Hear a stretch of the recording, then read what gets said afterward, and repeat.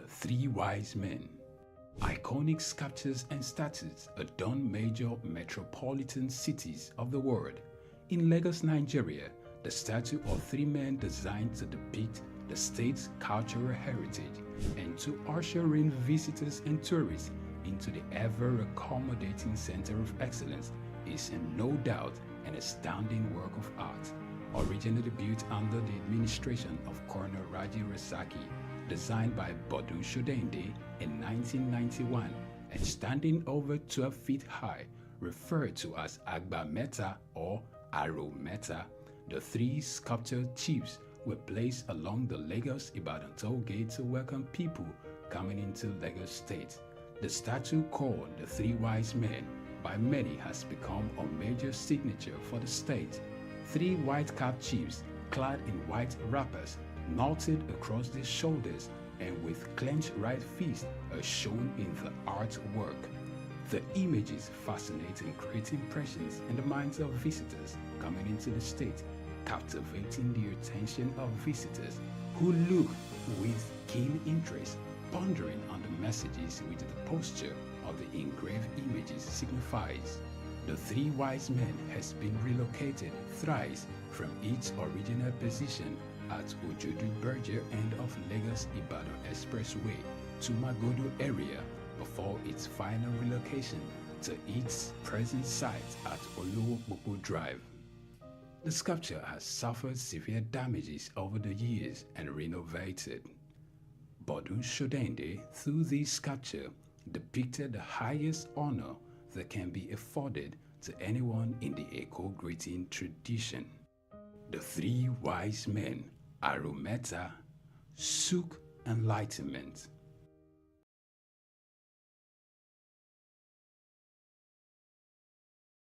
In the heart of sub-Saharan Africa, where commerce meets progress, welcome to SOUQ News, your source for business, economy, and development insight that drive nations forward.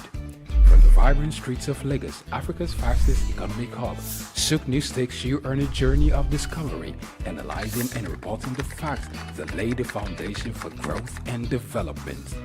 We don't just report the news, we create it. SOUQ News is more than a channel.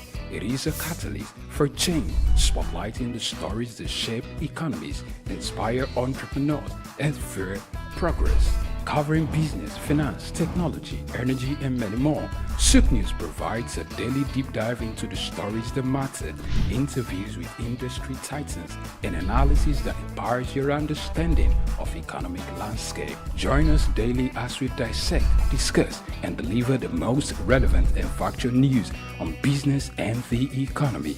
SOUQ News is your trusted guide, empowering you with the knowledge to make informed decisions.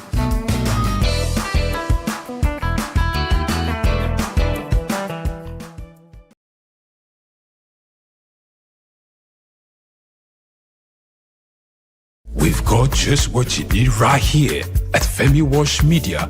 Call it the Midas touch and you wouldn't be wrong. Let us record, produce, mix and master your audio like nobody does. Reach us on our contact today for the best quality job.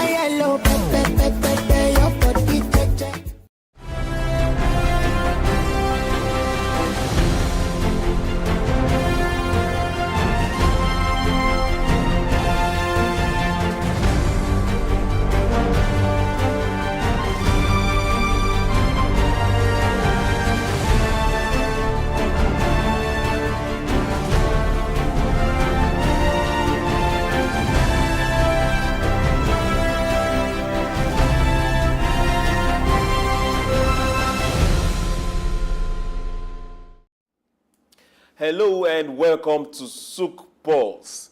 I'm happy, you're happy. The rains have come. Productivity for those that are tilling the ground, it's here. Productivity for those that also decide to do the right things has always been here before the rain came. So hey, listen, we're here live on SOUQ Pulse. I almost said sports, but it's all good. We're here on SOUQ News. And remember, we are all about positive programming. It doesn't matter where you go. It doesn't matter what you say, as long as the information you're consuming is not moving you forward or has the potential of making you do the right thing. or think the right way, then you are definitely missing out. So stay tuned to SOUQ News. Here on SOUQ Pulse, we'll tell you one direct line: never stop talking. Whether it's good, whether it's bad, we'll talk about it and we'll tell you the same thing. We can make our society better when we take actions from our communication. We reach out, we ask questions, we deliberate about it, we discuss. We don't just go out and quarrel if it pushes us to. But we talk. The good we talk. When those particular loans, it doesn't matter where you're getting them from, your own banks, those small organizations that give you loans and put interest of 2 digits, let's not give direct numbers. Or it could be international organizations. We ask you, talk. Is it making your country better? Talk. Is it making economies better? Talk. Is businesses flourishing in your state? Are your state governments utilizing the money given to them from the center, or are the resources coming from the state benefiting the people? Or is the state governor being the best he can be? We just talk. It's SOUQ Pulse, and we say welcome. My name is SOUQ, John Rogers SOUQ. Right now, you know where we are heading to from that last 2 lines. But I'm always pleased and always a delight to have our guest still here with us. He's still in Nigeria. He's not left yet. And we will get to introduce him and open up the topic and tell you where to go to. Remember, go to our social media handles, go to all our platforms and join this conversation. We'll be right back. Don't go.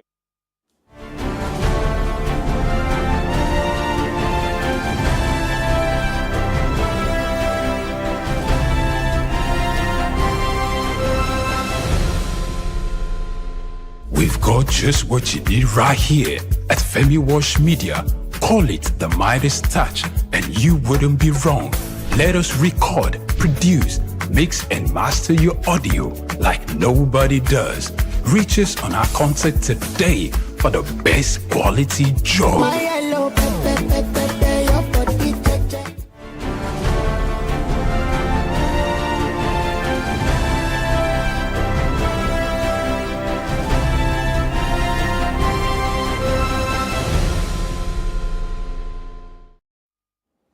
Welcome back. It's still SOUQ Pulse. We've been deliberating and talking productivity as a team for a while. And you know, for us to get productive, we need to block areas of wastage and channel those particular funds to places that are productive, to places where industry can grow, to places, it could be education, it could be health, but places that push and move us forward. And today we'll be looking at one other area everybody in Africa talks about, but not everybody does something about it. And in this particular place, just like we say, put a mirror, you can see yourself right there. The image you see, we're not asking you if you're guilty or not. Today we are looking at what are, like read my lips, what are the best practices if we say we want to cut down the cost of governance? What are the best practices in cutting down the cost of governance? Look at your country. Name is not an issue. Size is not an issue. Is the cost of governance in your country a burden to the people? How large is your service? How large are the political class ruling? How large are the dependents? It all cut across. How large are the ministries? That's what we're looking at today. And there is no other person to do justice to this than our own in-house analyst.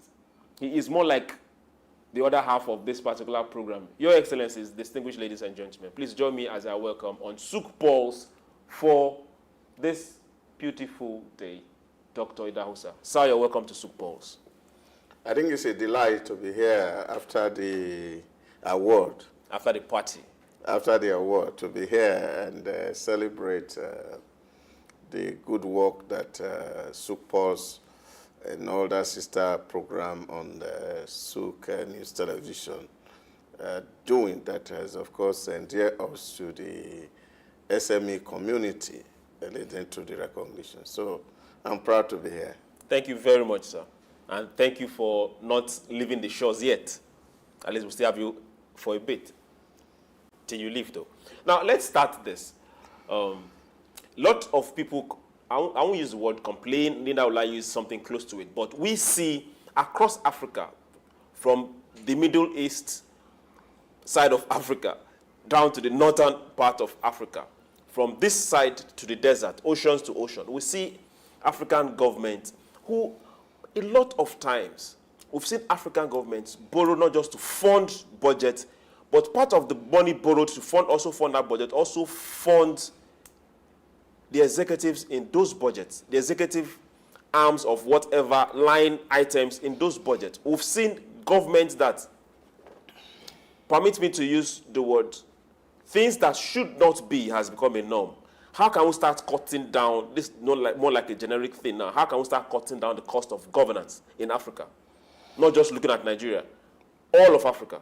Well, I think yesterday, incidentally, we were having a very frank conversation with a colleague here who told me he also ventured to participate at the councillor level in his own state, in the southwest here. And somebody invited him and said, well, oh, you are very cerebral, and I want you to come with me so that we can go and think about how to deliver our local government. And so he just come as councillor. Deliver the local government from what? Yes, of course, from bad governance, as it were. Okay. And of course, he said he was invited, but at a certain point when they were supposed to start to launch, and the man said, well, you see, we have to look for ways to contribute you for your support for a party and what it's doing. You need to bring like 500,000. And that was about 10 years ago. And you can imagine what 5,000 would mean for somebody who want to come and service people. And he said, he looked at it and said, so you mean my hard-earned money, I just go and bring 500,000 to further my ambition to come and help my people. But unfortunately, according to him, he said the chap eventually had to step down at the critical hour. So he was asking himself, assuming he has put in the 500,000, and he can imagine how that thing just go down the drain. So these are the things that you see in African politics that's actually increasing costs in terms of project delivery, because a lot of interests are involved. You need to settle so many people. And this settlement culture of corruption, as Claudacre has called it before he died, which, according to him, were introduced into our lexicon by the military junta. It's one big problem that we have to contend with. And I think that is the real elephant in the room, because if you see a project figure in Africa, you see you can be times 10, times 20, in some cases even about 1,000 times what it would cost to do it elsewhere, because you have to factor in a lot of interest. And once this interest is not accommodated, you see destabilization around in the environment. And I think these are things that Africans need to really settle within them, because like I feel, it's because democracy is alien to us, and our own way of governing ourselves did not involve having to be looking for people to give you support. Once you are born in my own part of this Africa, nature gives you the birthright to rule, so you don't need people to vote for you. So it's easy for you to be able to actually carry out some principal thing with a team that you feel that can deliver with you. So I think that's what democracy has brought to us. So you have to go around lobbying people, putting money down, and you just imagine, for example, you have over 140,000 polling units, for example, in this country called Nigeria, and a party had to feed an agent in all these polling units for presidential, and you are going to see that, of course, those who are going to stand there, you are going to give them coke, you're going to hire canopy, you are going to give them lunch, and then, of course, you give them transport to come to the booth. By the time you factor all this in here, the volume is rising. And those who are bringing out the money to ensure that this coordination is done, it will be very difficult at the end of the day to tell them that, well, it was Father Christmas because we came to govern. So this is a problem.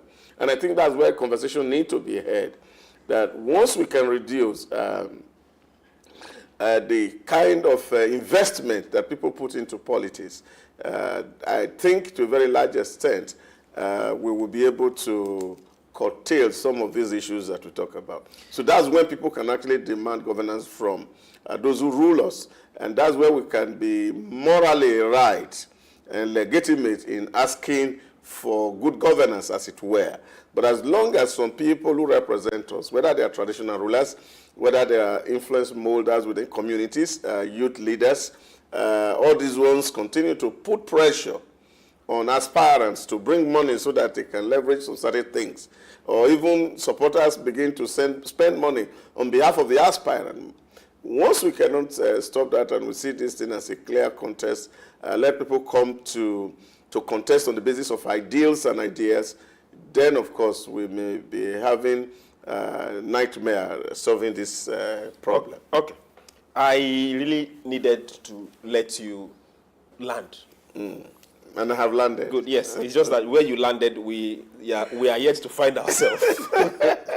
You've taken us to where we don't know. But it's all good. There was one particular line you dropped there, and you called it government of settlement. Like the settlement culture of corruption. Yes. Well, if you call it settlement culture of corruption, let's just give it government of settlement. Now, you also brought this out. Investment in politics. Yeah, it's huge. It's massive. Nations are investing in industrial productivity. Oh, yeah. Whereas Africa is investing in politics, which means they see politics as a means to an end.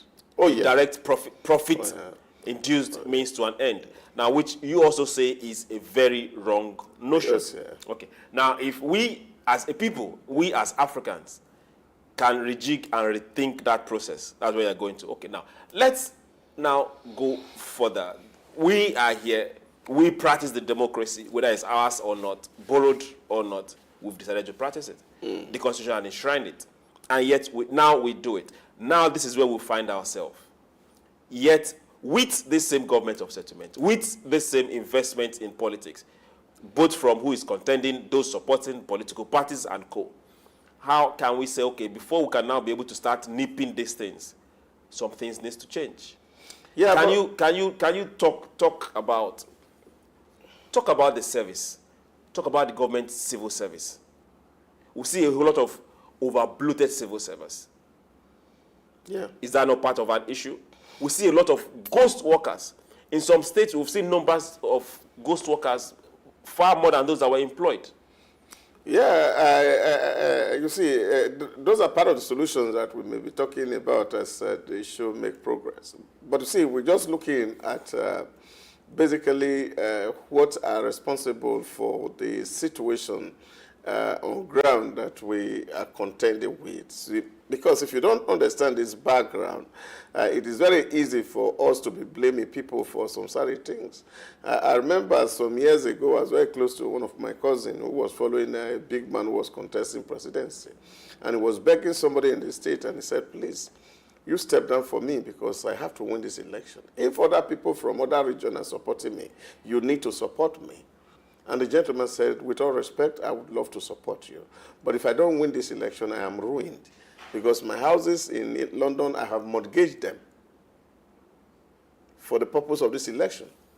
So this is what I'm talking about, the huge investment in terms of politics. And we see all this play out on a daily basis. And people cannot just take their eye away. And that's why somehow... Are there no other means of raising funds for politics? Yeah, because that is where the real issue is for us. As a political scientist, and who has studied party development and structure across the globe, I see that there's something that's a misnomer in the politics of Africa, where, of course... Is it a misnomer in the politics of Africa, or yes, in the parties that were formed in the first place? I think it's the evolution of the political system in Africa, where it's always by sponsorship. Sponsorship of... Yes, of course, that some certain elite class will have to sponsor some other persons or poor people to become members of their political party.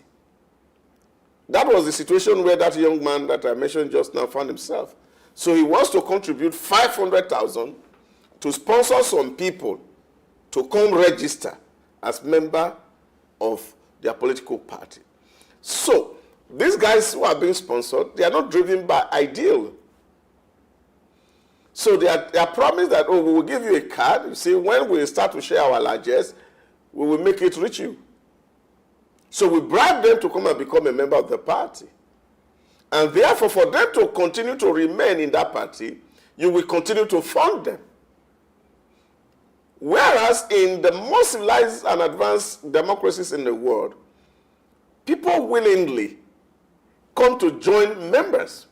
And therefore, they are able to contribute membership due from month to month, from year to year, to support the operations of the party.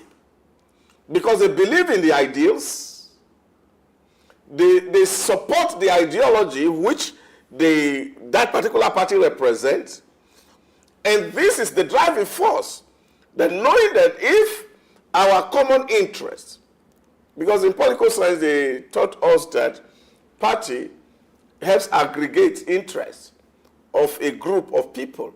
So it's like a gatekeeper in the political system, sifting out people who don't believe in your ideas. So we come together as an ideologue, and then we are pursuing a common goal, which of course we feel will benefit or be responsible for the happiness of the greater majority of the people within the populace. So this is what it is. Now here, you have to bribe people to become a member of your party. So that is fundamentally wrong. And those are the things that we will need to deal with for us to be able to have people who get into office without looking for ways to settle. So what you mean by the overbloated civil service that we're seeing is that when I eventually become a government officer, what I need to do is that I need to go recruit some of the youths in my community and put them in any agency of government and say, oh, I have recruited some 20 people in our community in the last election. Vote for me and I will recruit more. So whether the service requires this manpower or the people who have been recruited have the competence to actually deliver on the job that is being given is a different kettle of fish. So what they are just interested in is that we are accumulating people into the center as a way of saying to the people, we have performed, and continue to make them to remain loyal to their political party. So this is the fundamental, and this is what we need to deal with. But because, again, I said sometime here, Babangida didn't help issues when, after calling out Nigerians to bring out their resources to set up political association. I remember people like Ganifa Ami, God bless his soul, who went to Abuja with trailer loads of registration forms that were filled by people who felt that he was suitable of leading them. And of course, that process was aborted by that military regime. And of course, formed two political parties, which of course nobody had a stake in. You were all equal joiner and equal command. So this is where, of course, we have gotten a whole lot of things right in terms of political evolution. If we have followed the trajectory of our nationalist father, we saw that people like Obafemi Awolowo were actual leftists. We saw Nade Azikiwe at the center somehow. And then, of course, Ahmadu Bello was the rightist. So we could have evolved from that time if we were developing a political structure that people will understand what it means to be a Democrat and people will know what it means to be a conservative. Okay. So this is what the military has done to our psyche and our political system that really is responsible for most of the problem that we are facing in Africa. Okay. This submission still takes us back to this major point you made earlier, government of settlement, thanks to what's happening in politics right now. But now let's come back to 2024.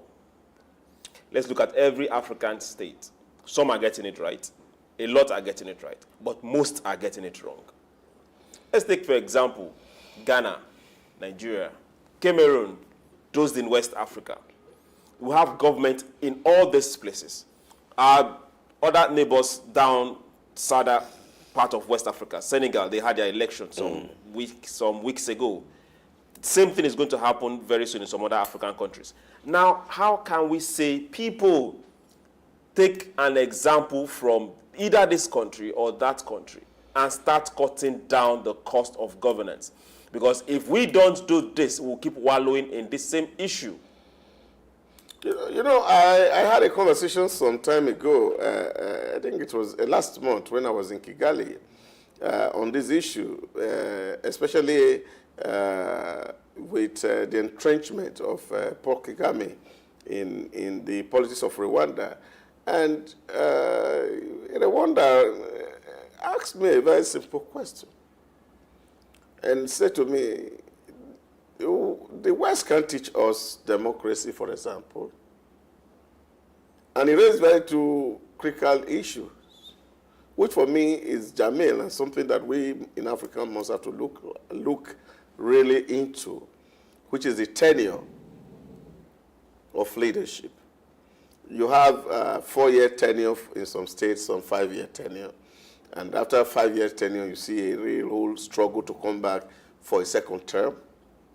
So this is a real problem, and this will not allow people to actually deliver. Because while you are working hard to see that you retain a second term, you have sacrificed governance on the altar of politics. So this is the issue. Many African states, because you see in a situation like in Rwanda, where Paul Kagame has been there for over 25 years as the leader of that country and has been consistent over time, although they have elections, which seems like a referendum, because I read in their local daily the other day about 7 political parties coming together and endorse him as their presidential candidate for the parties. So this reflects the African heritage of kinship. And I think those are the kind of things that we may need to look at in Africa so that we don't have this second tenure syndrome or third tenure syndrome. And if people come into office, you can have a one straight term of 5 years, and then after 5 years, then you give space to other people to try. And if you say we do one term, be it 5, 6, 7, whatever years that is chosen in Africa, whereby once I think 5 is okay because of the strategic nature of the number 5 in terms of long-term strategy. So you know that you have 5 years to deliver. So if after 5 years you cannot deliver, I don't think even if they give you 10 years, you'll be able to do anything significant. So you can use this opportunity to be able to create a name for yourself and then deliver on governance. And that's one nature. Now, we also need to ensure that there's some supremacy of party, where the political head... Can we leave party out of... No, we cannot leave them out because it is critical to the bad governance. You see, if you are the governor of... If we hold on to party, then that means we should also be able to call out party for the wrongdoings of whoever is leading. No. The point I'm making is simple. If, for example, in Nigeria today, APC shouldn't see Bola Tinubu as the leader of their party, or Lagos State see Governor Sanwo-Olu as the leader of the party. In that case, there will be no party supremacy. When you have party supremacy, where of course the governor is subject to some other power. Why should the president be subject to another power? Oh yes, he's a president. He's the president of Nigeria. No. So if my president is subject to another power, which means that... No. That is just self-deception.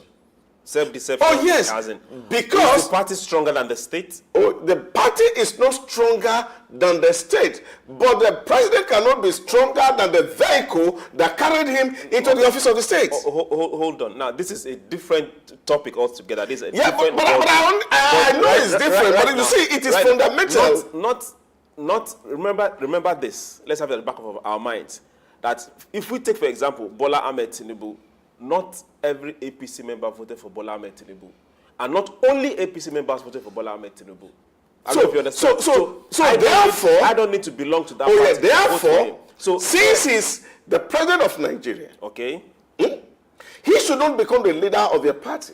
Okay, that is party problem. So let party solve that problem. It's not a party problem. Right, what it means is that it's not just... I just use it as a case. Okay. Because it's same thing across If you see what's happening in Rivers State today, Can I ask you a will question? see Can I ask a the question? issue in Rivers State today is who is the leader of the party. Now, Can I ask a question? Now, if when party problem becomes a national problem, then there is a problem. Triple, because what we always inherit Can I ask another at question? the end of the day Okay, is that it is the problem of the party that actually becomes the national problem. Which should not be. We should not have been. And this is because the party is not independent. Okay, now let's leave party out of this. Let's go back to where we're coming from. Is state fund is as in Africa, do we see issues or do we see examples where state funds party? Everywhere. Why do you hear people talking about the power of incumbency? So when you say everywhere, is it across the world or Africa? Across Africa. Across Africa. Now we are looking at, for those that will be wondering what's going on, we are asking ourselves a direct question. If we say Africa must get productive, then we must stop and block every wastage. It doesn't matter how small or how big. If the leader of any country is spending your money and not accountable, no matter where that money is going to, we are saying, no, let's put it in productive endeavors. Now, let's get to this place. Earlier on, using Nigeria as an example, the president of the country announced that there were going to be some, will I call it short for, some ministries were going to be merged. Some agencies were going to be shut. Some in the civil service were going to be, one way or the other, rehabilitated, those that will get to work somewhere. But now that process is still on, and we'll update you as that goes on. Now we see across Africa, we see duplicity of agencies. We see duplicity of government establishment. Things that one establishment can do, we see it being done by several. Things that a state can do, we see federal doing it. Things that a local government can do, we still see all this doing it. And all this gets to where money is being spent. I know you will take me back to somebody is trying to settle his party people for being loyal. But we need to outgrow that and look ourselves in the face and tell ourselves, no. You know, how can we stop this? You just mentioned the Orosai report. And of course, it was celebrated by a whole lot of people. Government has the political will now to see how to implement that report. But you see, event really had overtaken the Orosai report after 12 years. Because at the time that report was written, Nigerian civil agencies and government parastatal were about 600. And as we speak, there are over 1,000. So which means there are even some existing agencies that were not captured in that report. So you actually need to update that report to be able to capture those who are actually agencies that are relevant to development or relevant to the economic growth and progress of the nation. This is what you have. And this is what I'm saying, because I cannot leave the thesis of Claude Ake that politics is what has underdeveloped us. Politics has underdeveloped us. Because are we going to dwell in politics underdeveloping us, or we are looking at ourselves in the face and telling ourselves, do right, do better, wake up? You know, a friend of mine said to me, there's a way a system is designed that even the Pope will become corrupt. Good. Now, before he gives us direct lecture on the Pope, let's leave the Pope out of this. We'll go on a break. SOUQ Pulse will be right back.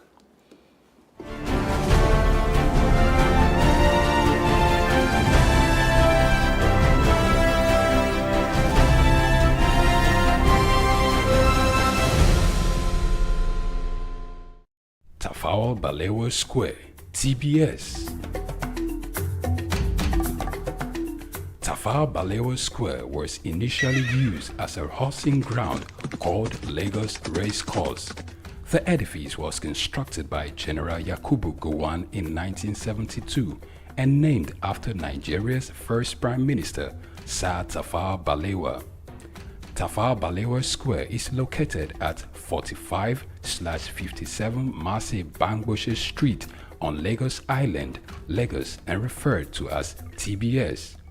TBS is a 50,000-seater capacity venue and houses the Remembrance Arcade, the 26-story Independence House, which at a time was the country's tallest building. When Lagos served as the country's seat of government, the National Assembly Complex was within the TBS. Also in the square are the National Broadcasting Commission Office, the Nigerian Hydrological Services Agency Office, shopping centers, travel agencies, restaurants, car parking lots, and a bus terminal. Tafawa Balewa Square is adorned with beautiful statues of white horses and red eagles, symbols of strength and dignity. Our historic neighbors include the King's College and the Holy Cross Cathedral. Tafawa Balewa Square hosted some of the country's memorable events, such as the Independence Day in 1960, when Nigeria gained independence from Britain, the Armed Forces Remembrance Day, which is celebrated annually on January 15. The edifice is a national cultural asset. Tafawa Balewa Square, SOUQ Enlightenment.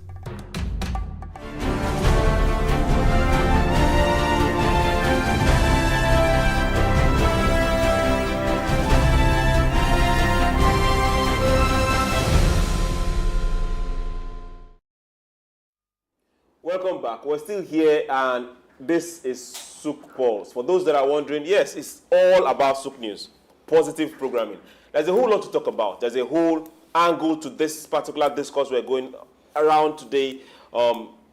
Places we don't want to go to. Yes, places not meant for today, but we can't help but go there. So, sir, I'm coming back to you. We still have Dr. Dahosa here, and you know, my name is SOUQ, John Rogers SOUQ. Now, sir, let's look at the issue of contracts. We are asking ourselves this direct question. How can we cut down spending? Okay, that's maybe I'm calling it money. How can we cut down the spending, the monies, expenditure of government, be it those elected and those not elected, and use it for productive things? You know, earlier today, I was sharing with somebody when a certain person made a comparison between the 700-kilometer Lagos-Calabar coastal line that was going to cost Nigeria about $16 billion and compare with same that was done, which is almost 10,000 kilometers that was done elsewhere, that was less than $2 billion. And I said, the cases are not the same.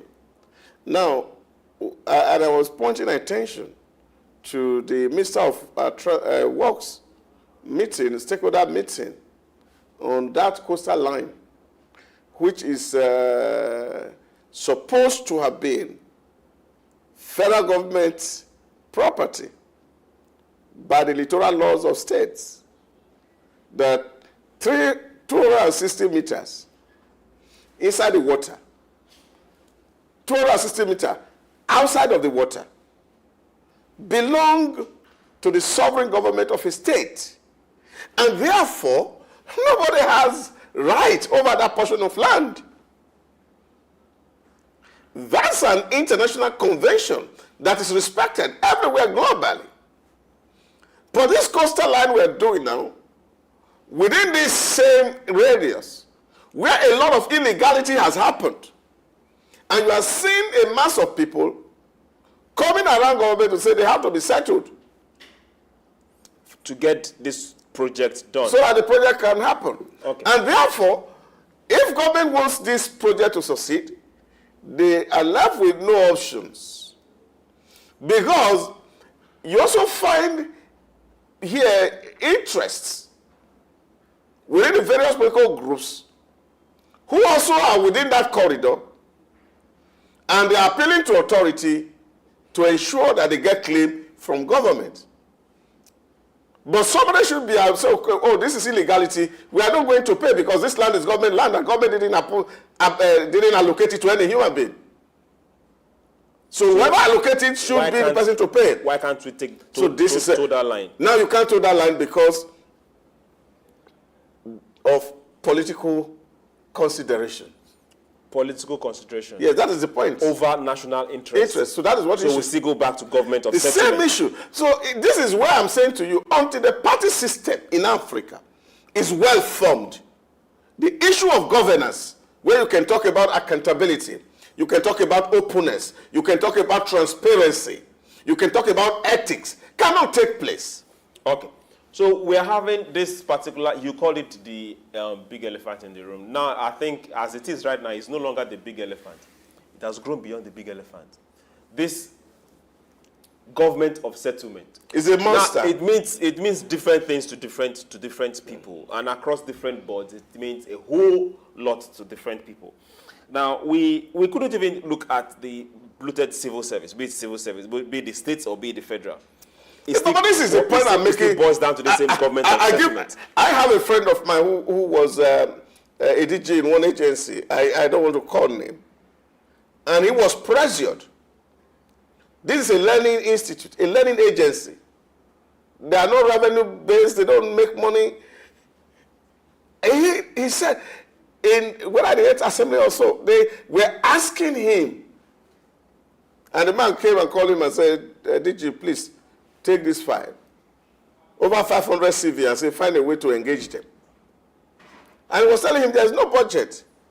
He said, please, find a way. But after all the arguments. If the DG was creative, he would create a farm and engage them. So how would the DG, where will he get the budget to create a farm?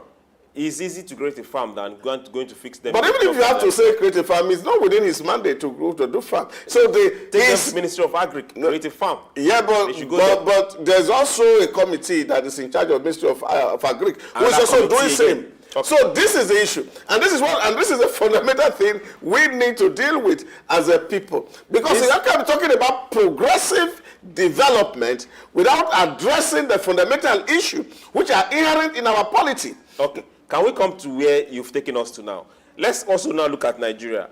We have ministers. Now we have to look for S to add to the ministers. Maybe we look for another S to add to the ministers.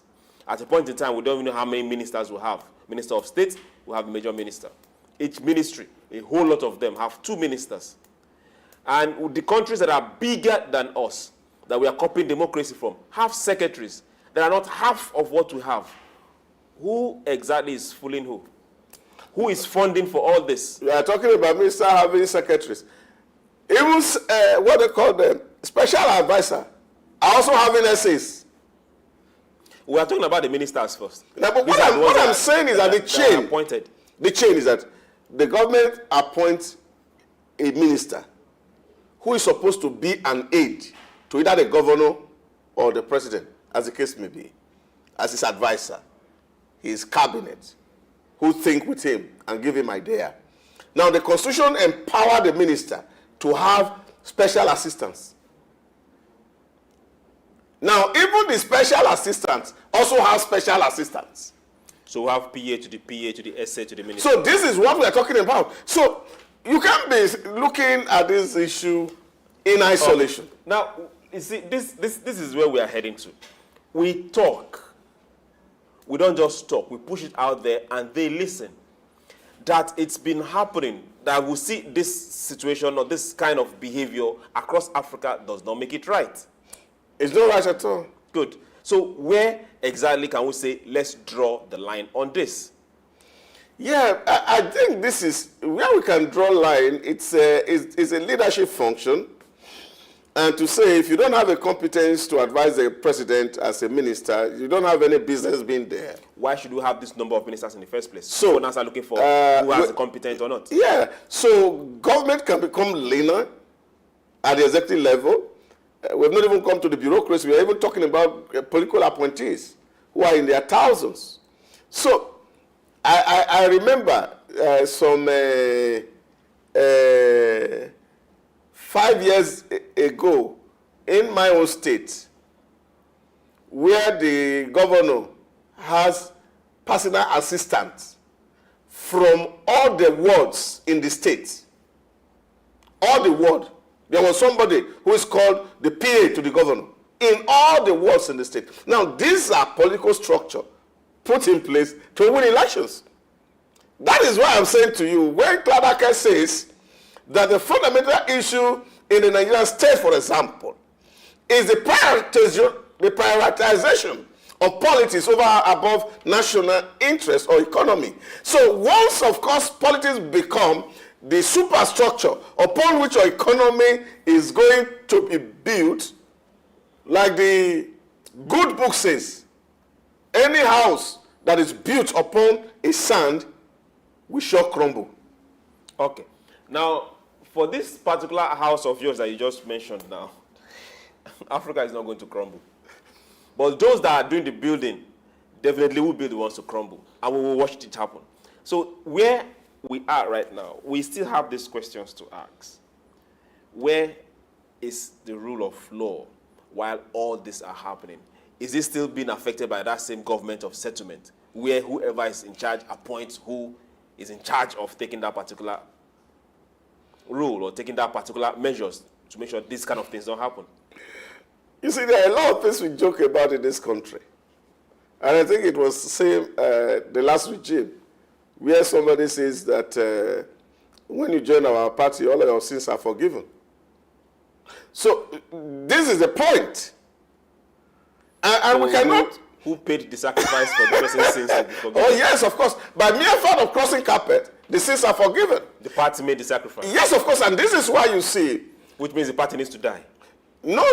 This is why... Yes, for your sins to be forgiven, somebody has to die. So if you cross lines and go to the party and your sins are forgiven, to God be the glory. RIP to the party. Yeah, but the party are not dying, because this is why you see this crisscrossing of politicians from one party to the other.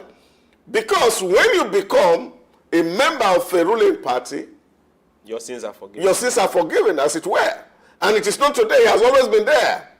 And therefore, people who commit infractions, misdemeanors, come to hide under the gaze of his party, who seems to be the overlord, and they are above the law or the constitution of the land. This is the issue.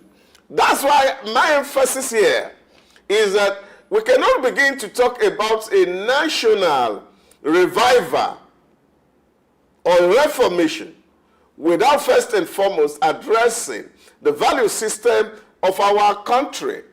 And this is where we need to start, where we be able to say, this is right, this is wrong. And we know what is wrong and we know what is right. And this is instilled in the life and in the heart of people, where people understand what the function of government is.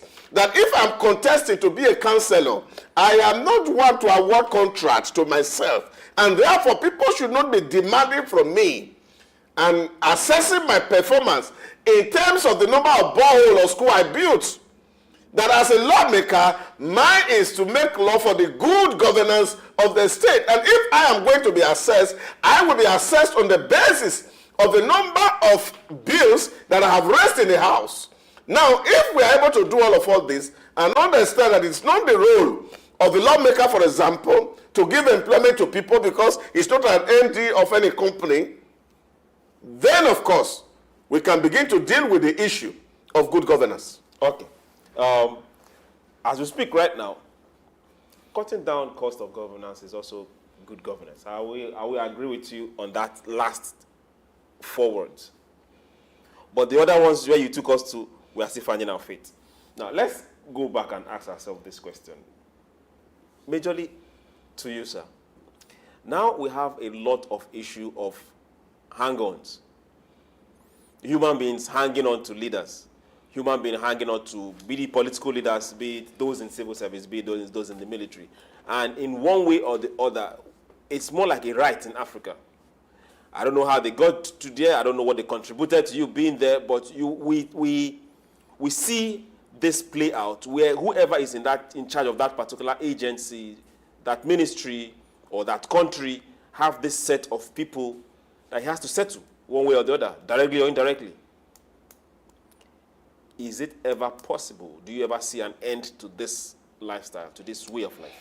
Yes, of course, it's possible.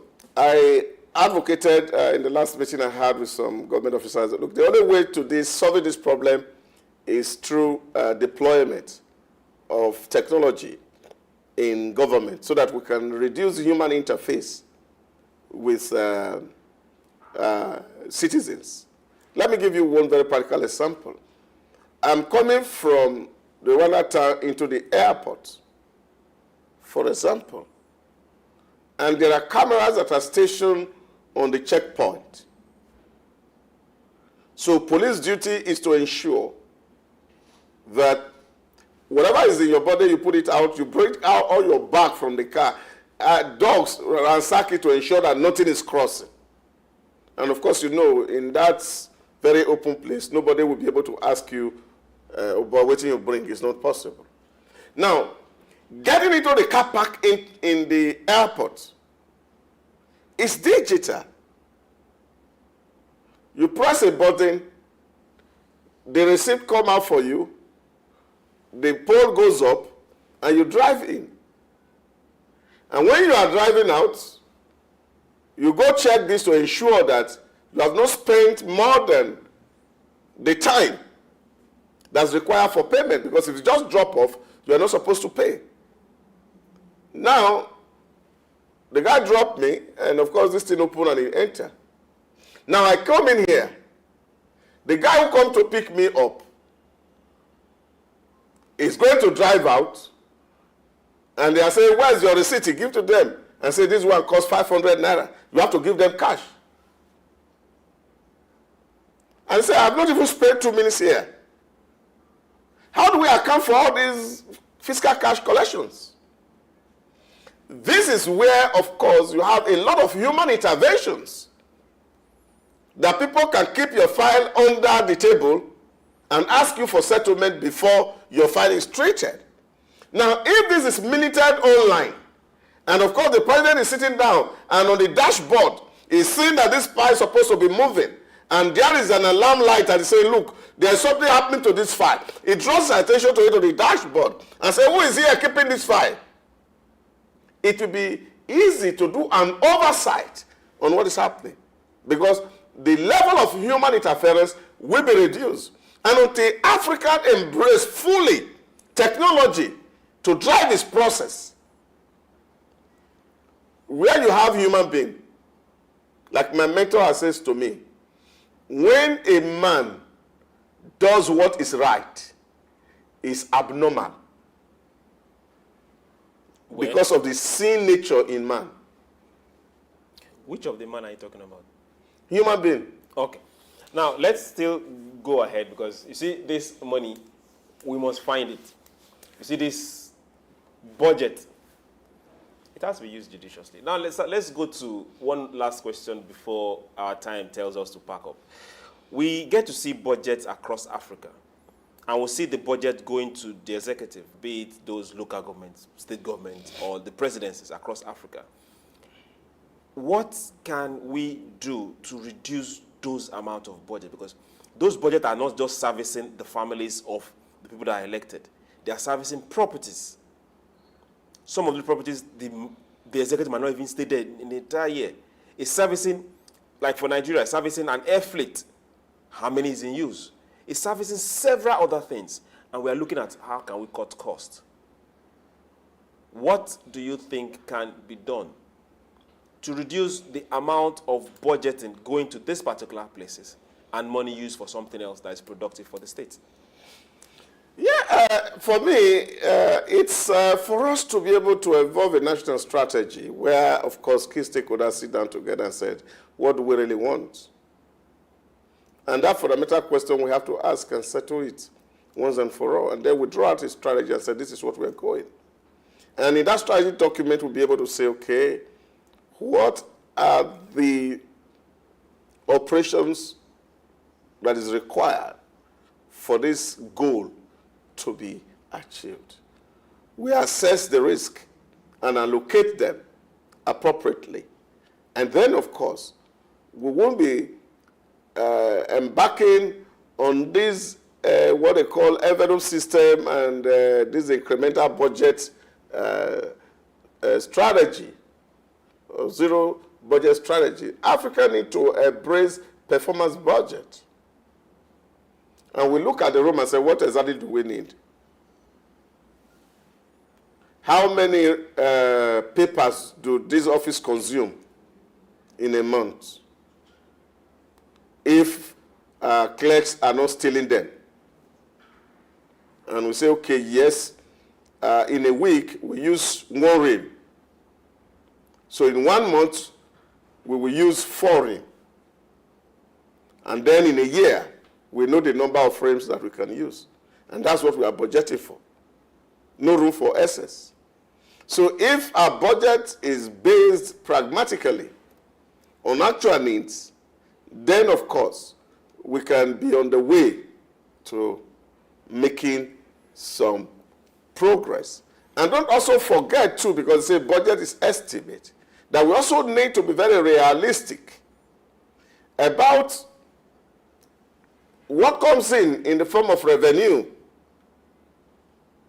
So that when we are looking at, for example, the indices for setting your budget, you look at what is happening across the globe, things that are likely to happen. How would they affect the price of crude, for example? How will the exchange rate look like? What will be the inflation rate if XYZ happen? Then we factor a lot of all those things in and we say, oh, now being an oil producing country, we are hoping that oil will be selling at a stable price of $60 and say, okay, well, we can make it $50. Then, of course, we have to budget what happened in case oil gets beyond $50. That threshold, if oil for the period under consideration sell over and above what is the benchmark, that what is the excess, government has no power to touch it as long as it's not budgeted for. We'll save it. It has to be saved in sovereign wealth fund. And once we do that, you find that there's some discipline will come into how we use government resource. Okay. I want to say thank you very much for being there. But first, I want to say thank you very much, Dr. Idahosa. We'll invite you, not today, but you're stuck with us for now. I want to say thank you very much for every single one that has been out there.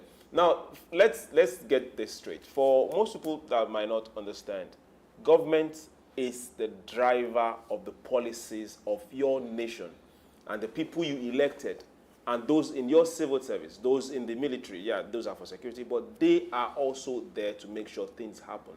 But they being there doesn't mean that we should spend the nation's money on their services or on those oiling the engine of the nation. We need to cut down at this point in time when the world is going through some financial issues.